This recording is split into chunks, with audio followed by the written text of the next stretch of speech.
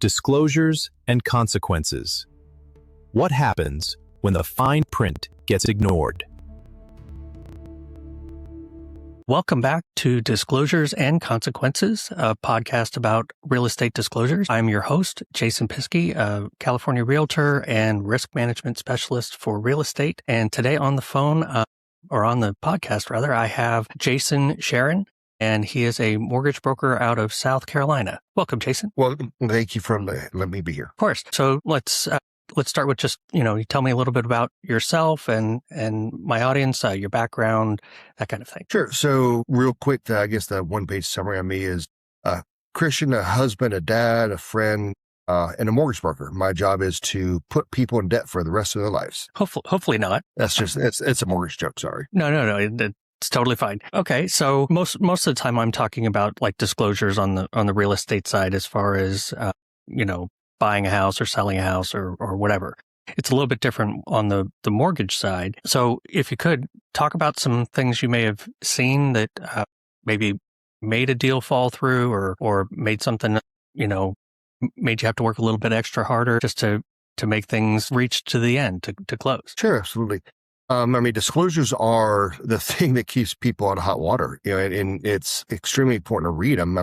I'm sure I'm preaching the audience, probably preaching the choir for your audience, but, like the one story that pops up that I'll remember forever is I had a client that was a sweet little old lady buying out in Myrtle Beach, South Carolina. She was buying a condo, and condos have a tremendously large number of additional requirements for the condo regime itself. She was a perfect borrower, 800 credit score, 30% down, fixed income, could not ask for a better borrower. Like I thought somebody was playing a joke on me whenever I was taking her application. And so we get a week into this, and when we're waiting for the condo association to get us back the condo questionnaire, which is an 8-page document. It used to be 7, it grew to 8 after the Miami condo collapse that we probably all remember from 5-6 years ago. Now there's a tremendous amount of scrutiny and deferred maintenance and on that questionnaire. And that's a federally mandated questionnaire.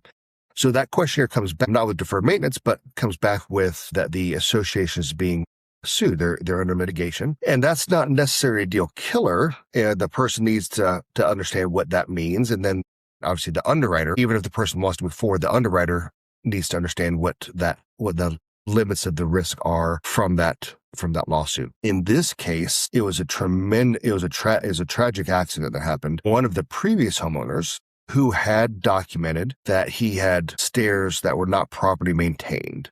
He lived on a second floor unit, and just the stairs were just old and worn down. He left one morning and slipped on the stairs, which doesn't sound terrible. Yeah, a slip and fall is bad. Worse for some people than others. He fell down, and you know how on stairs a lot of times they'll turn halfway and they'll have a little landing on the bottom. Get some railing. Well, this gentleman hit the railing, and the railing failed to protect him as well. Wow.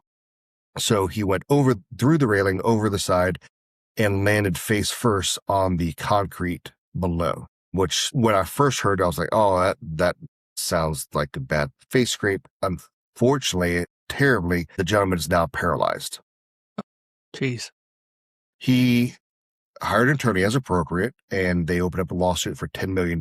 Now, that's going through the court system. It may be done by the time of this recording. This was a year or so ago. Don't know what happened with that. But if you just do the simple math, and I'm a math guy, you do the simple math, that was based on the number of units there. If the $10 million was successful, and something will be successful, if the $10 million was successful, then each homeowner is now going to have a special assessment of over $150,000. So when the insurance, so then the next question that begs to get answered is what happens with insurance on this?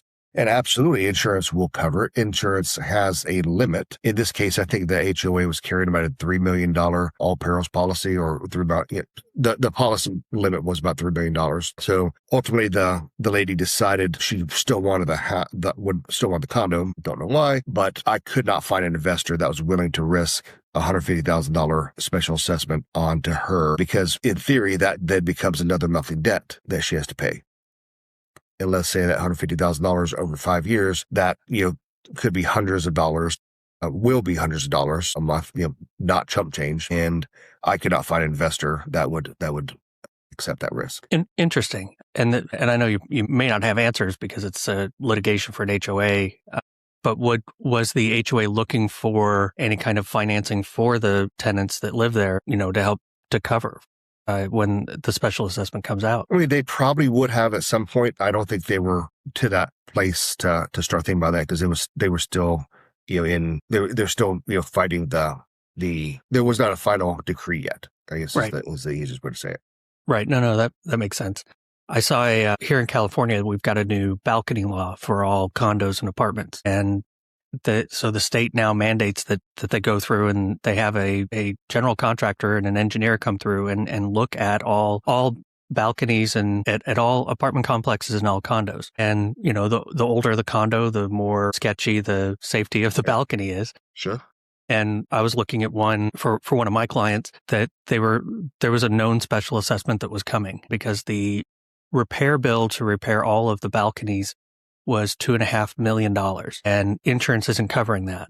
That's just, what it's going to cost. And the client was a VA borrower. And so and buying on the second floor. So they had one of the impacted balconies. So the VA was asking for all this extra information, and the special assessment was about $30,000, but they had secured some additional financing that would have spread it out over 10 years. But even that, still, $30,000 over 10 years is an additional amount. The VA was okay with that part of it, surprisingly, but they wanted to make sure that the repairs were going to be done and when and all that. And we couldn't get the HOA and the contractor and everybody all on the same page to get us an answer fast enough. We were in escrow for about 4 months.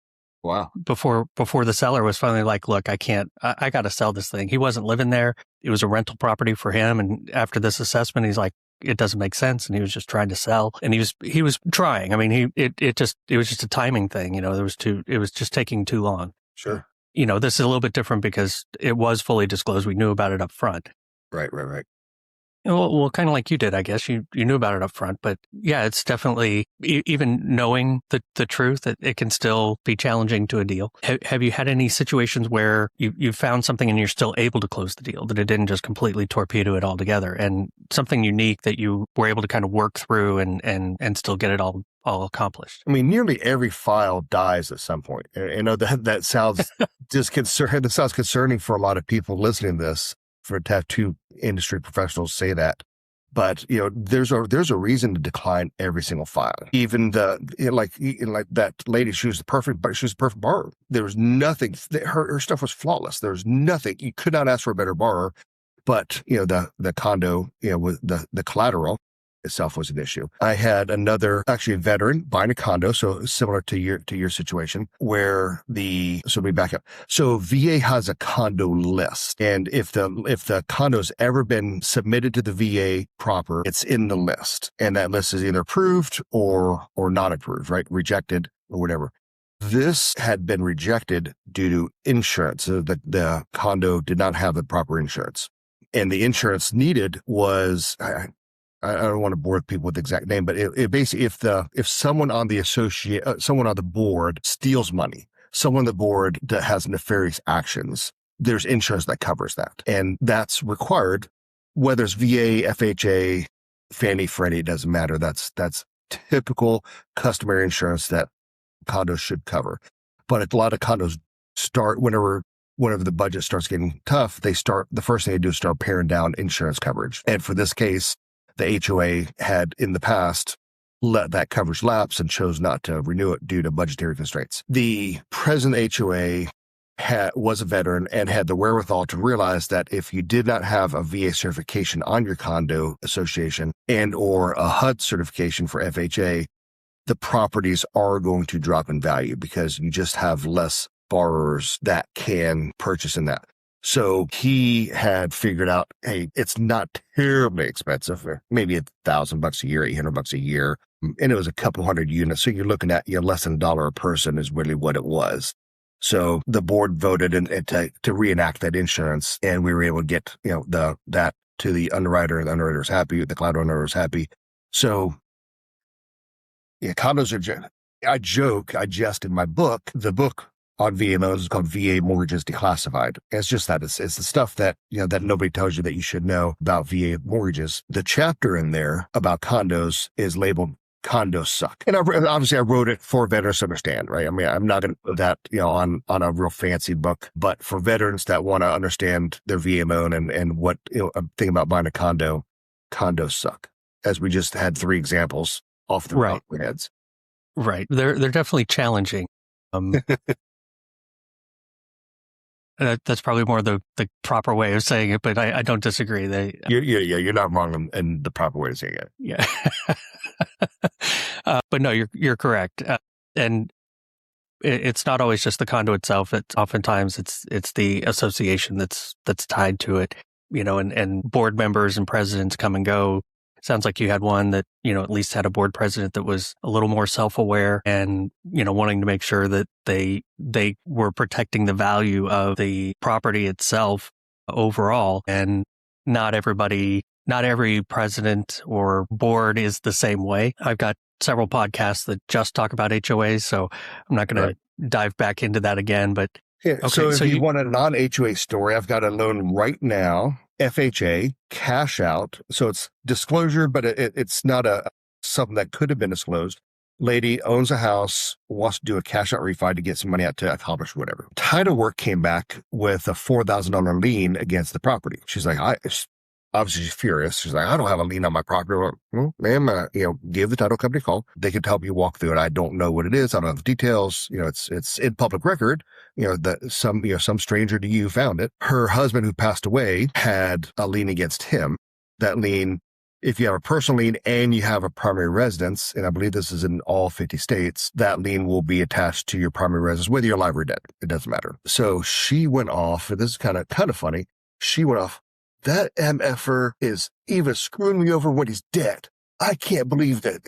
So there's all different kinds of ways that things are going to get weird on every real estate transaction, whether it's a purchase, a refi, it's a condo, it's just a cash out, simple, single family, detached cash out refi that has good credit, trying to pay off debt. There's always something that's going to pop up. And it could even be your dead spouse that's causing an issue.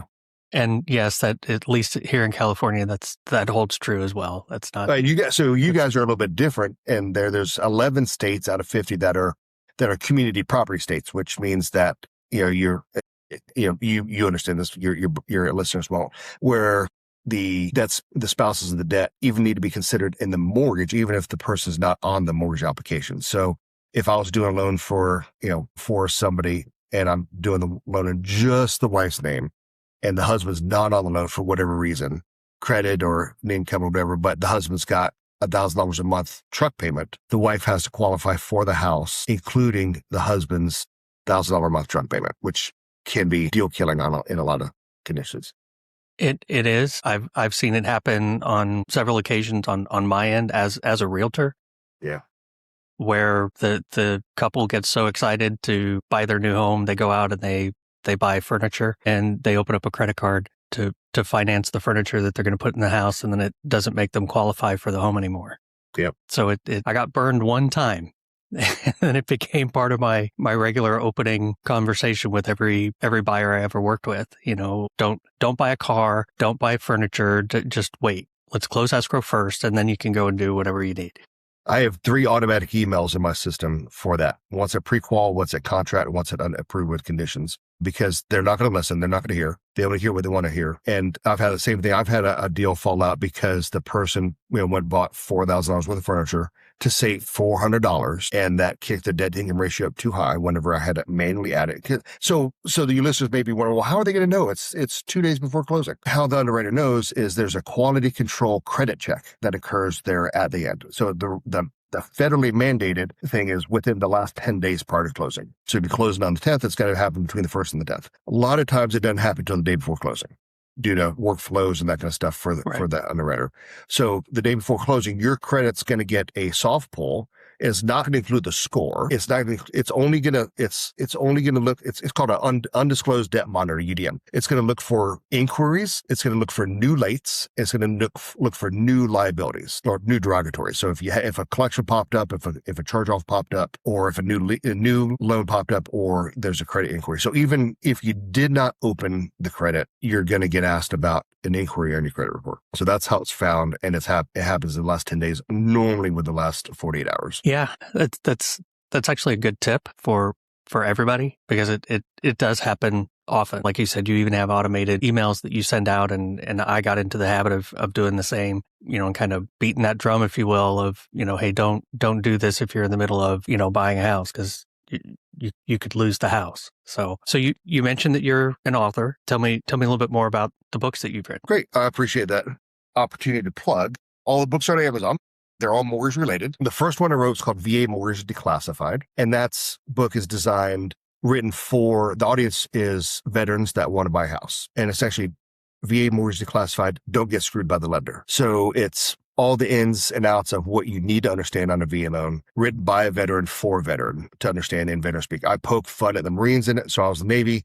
Obviously, the Navy comes out good in the book. I poke fun at the Marines and the Army, and I call the Air Force the Chair Force. So you're the typical fun interdepartmental, ribbing. But it goes through, what's a loan estimate, how to look at a loan estimate, not just define it, right? And I try not to write these books, any of them, in mortgagees. I try to write them, for a person. And they're 40 to 70 pages long each. They're all available on Amazon for about $5 to $10. And I don't make a whole lot of money from them, but they're good educational tools. The second one is called I Hate Renting. And that's really designed for the first-time home buyer.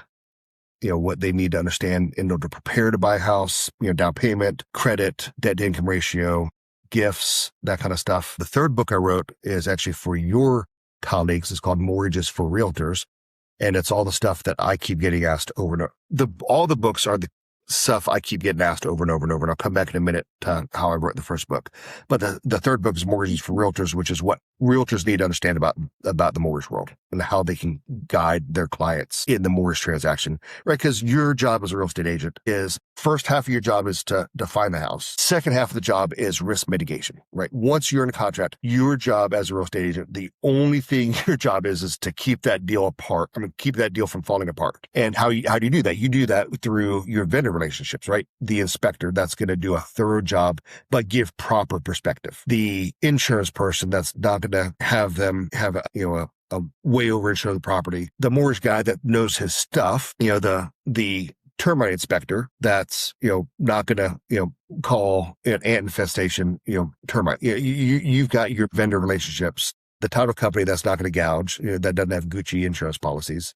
You're going to have that. So this mortgage for realtors is how the realtor can navigate and mitigate risk in the mortgage world and make sure that the person is talking to the right person for that mortgage product that's needed for that client. Fourth book was, nobody listening is going to care. It's called Loan Officer Success Manual. Don't be the Christopher Columbus of mortgages. It could be applicable to anybody in sales. Christopher Columbus, I think, was probably the greatest salesman ever to walk the earth. Think about it. He convinced Queen Isabella from another country to fund him and a bunch of guys to sail over the edge of the earth. And the spoils that she would get were very minimal. Columbus and all of his crew were going to be keep the lion's share of anything they found. Whether you love or hate Columbus Day, not getting into any of that, just talking about from a pure technical sales standpoint, he'd gone through like 8 different places to try to get funding before Queen Isabella finally said yes. Now, do we live in the United States of Columbus? No, we're not. We don't live in North Columbus and South Columbus. There's not Latin Columbus. We live in Latin America. We live in North America, and United States of America, not United States of Columbus. And why is that? It's because Columbus did not service the account. He found, quote unquote,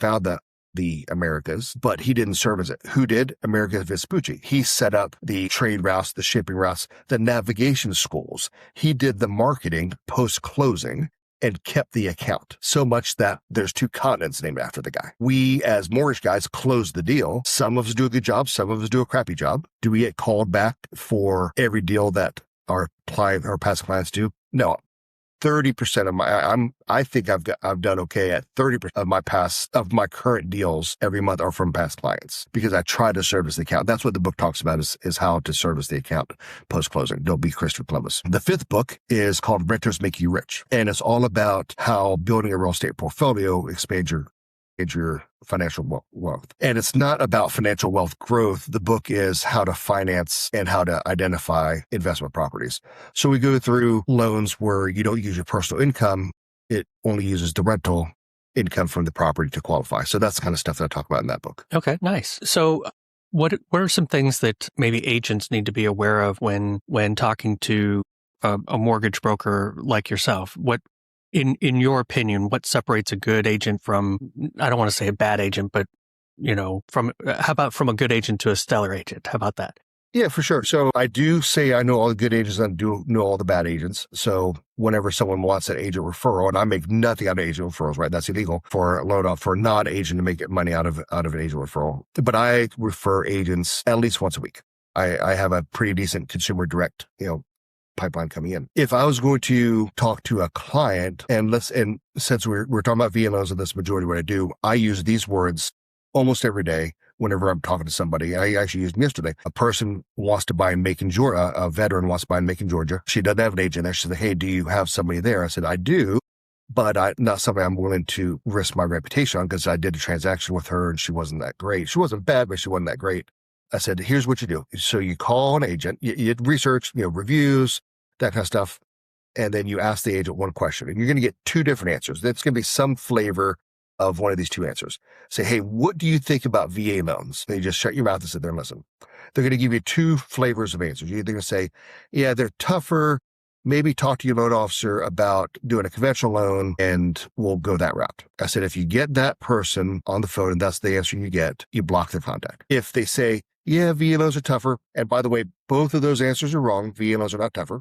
But if you get the answer, "Yeah, they're tougher, but you know what? I'm going to be on team veteran, me and your loan officer, and get you the house that you want." Then you hug that agent, you close the deal, and you give her number out to everybody you know.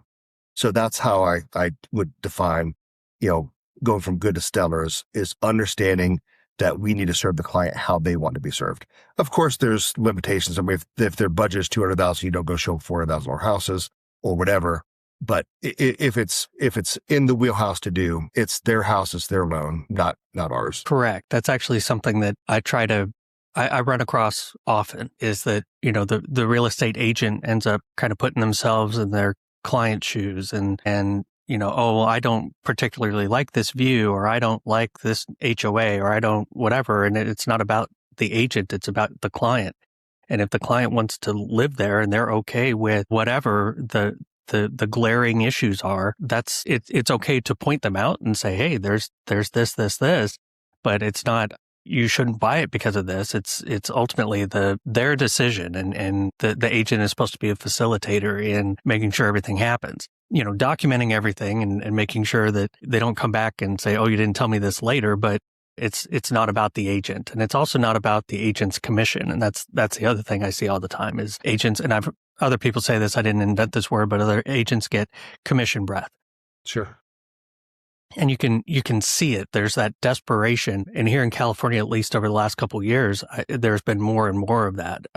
I go out and meet realtors all the time, and the ones that are doing a steady business or have some other source of income to where real estate isn't the thing that's driving them, and they have to close on this deal in order to, make their car payment or their house payment or whatever. Those are the agents the agents that aren't doing that are the ones you want to work with.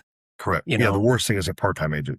I'm not going to say anything bad about part-time agents. I started out as a part-time agent. It's just because not everybody can just go all in all at once. They've got whatever kind of financial hurdles that they have to overcome, and they have, they're not always able to completely commit, which was what happened with me. But eventually I was able to get enough deals going and enough of everything to where I could quit and go into it full time and just run with it. So, but yes, as a part-time agent, it's very challenging. Taking time off work to go to home inspection or whatever, because not everything happens on the weekend, which for the most part, when you're showing houses, yeah, it is. But then once you get into escrow, then everything happens Monday through Friday only. Yeah. And you have to make sure that you can help facilitate everything that needs to be done, especially if you're not part of a team or have some other backup to help you fix everything. Well, the team part there is the key part that you said. I was a part-time agent where I'm not an agent anymore. I would never go back to being an agent, but I was way back in the day. And I was on a team, wonderful team. And if I could not make it to an inspection, I was active duty military at the time. So there wasn't the option to go take time off for a closing or an inspection or whatever, right? So yeah, you would just, pay one of the other team members, $100 or $50, whatever, depending on what the task was, and they'd cover it for you. If you're a part-time agent, you have that capability, then that's wonderful. I agree. Especially as a part-time agent, you need a team. Especially if you're new, because you don't know what you don't know. Mm-hmm. And including vendors and this is a good lender, or this is not, or this is all of everything that you said earlier.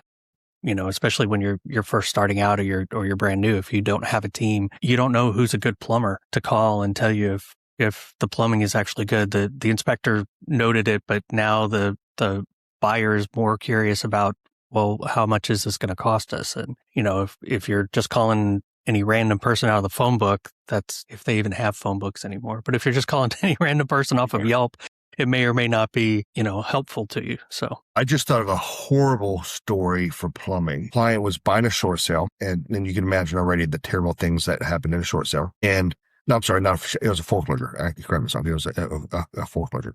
Client was buying a foreclosure, and they had to turn on the water. They turned on the water, had the inspection, and one of the toilets wouldn't flush. They resolved in their head, it's not a big deal. We could replace the worst case scenario. We can replace the toilet. They move in. Worst case scenario was not worst case. They replaced the toilet, couldn't figure it out.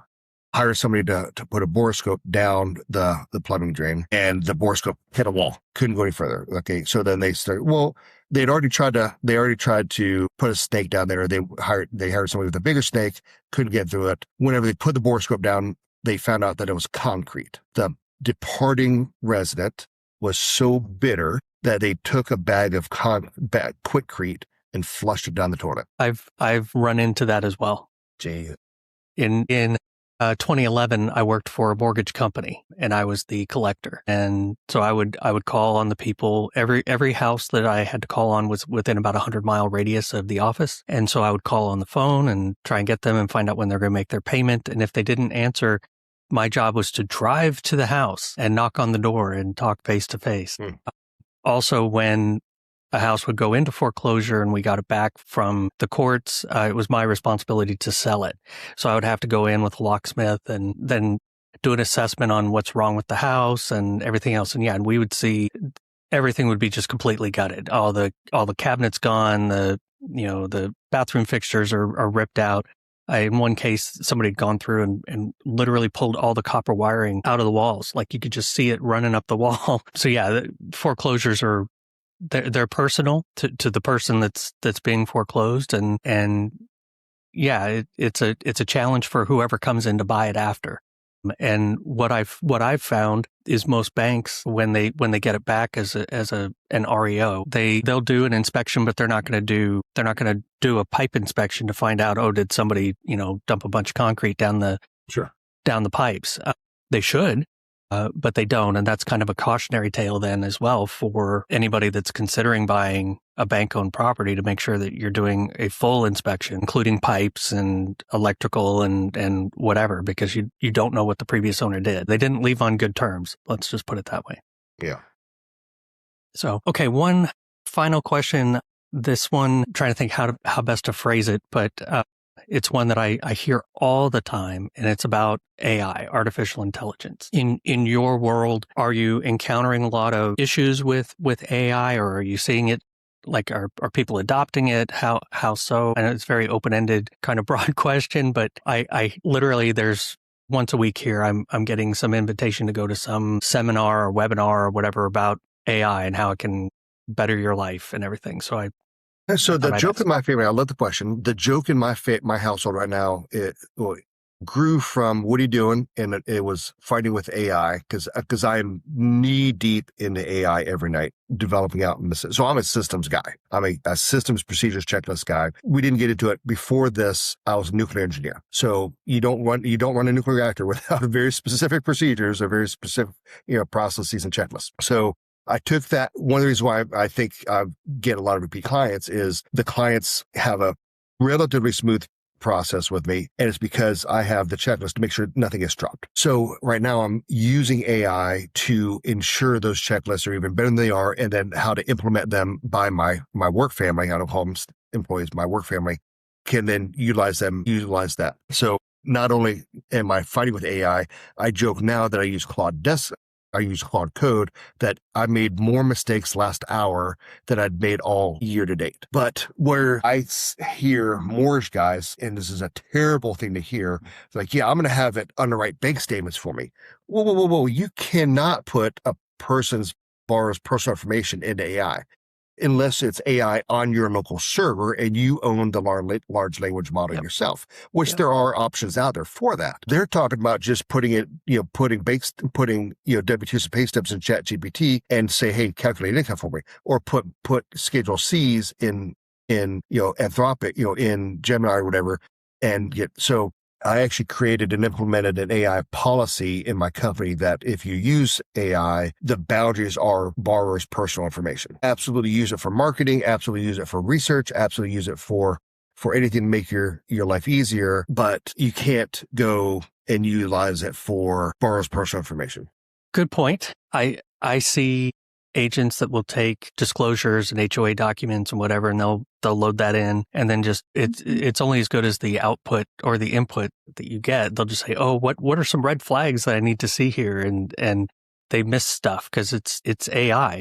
It doesn't know what red flags you're looking for. And I've also discovered in more than one case, just from my own use, where and I've seen other examples of this where I've said, okay, give me some examples of real court cases that involve this topic, and it'll spit stuff out, and then I'll go and look at that court case because that's what I do. I go a little bit further. I'm not just going to take AI saying, oh, it's Brown versus Smith, and the court case that they mentioned isn't even exactly tied to what I was trying to talk about. And I know that attorneys are starting to do this, and they're starting to come across problems because AI just wants to make you happy. And it's going to tell you what you want to hear. And that's a challenge that a lot of people are starting to come across, because it's not just, it does some great things. Don't get me wrong. And from a systems building and financial perspective, you can load stuff up and say, hey, I've got this complex thing, figure it all out for me and compile it into a nice, neat little report for me that I could do, but it will take me 4 hours and you can do it in 20 minutes. So I get that. But again, it's still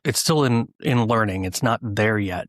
And it's definitely, it's causing some problems. I think for marketing, it's fine. It's pretty easy to spot when AI has, at least in my opinion, when somebody's just relied on AI to do a description of a house. There's some kind of telltale clues that they literally just copied and pasted it. But, I use AI to just give me a list of who the utilities are when somebody's buying a house. What are the utility companies? And then I take that and then I send that to the other agent and just say, hey, can you have your client verify if this is correct? And if they do, then great. Then I can just copy and paste that and send it on to the buyer.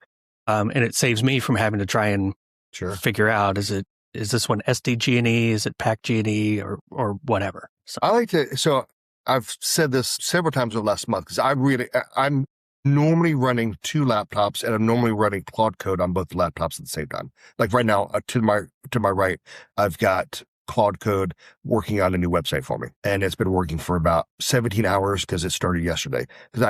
But what I'd like to say is you have to treat AI like you have the smartest 19-year-old in the world working for you. How would you manage a 19-year-old that's a genius? You have to give very specific directions. You have to expect it to try to take shortcuts. You have to expect it to talk back to you. You have to expect it to try to do its own thing. So you have to frame it, what it is that you're trying to do. So let's say it was researching a court case. How I would do that, or research to find court cases, is I would, set up, you are a legal analyst. I wouldn't say lawyer, I say legal analyst.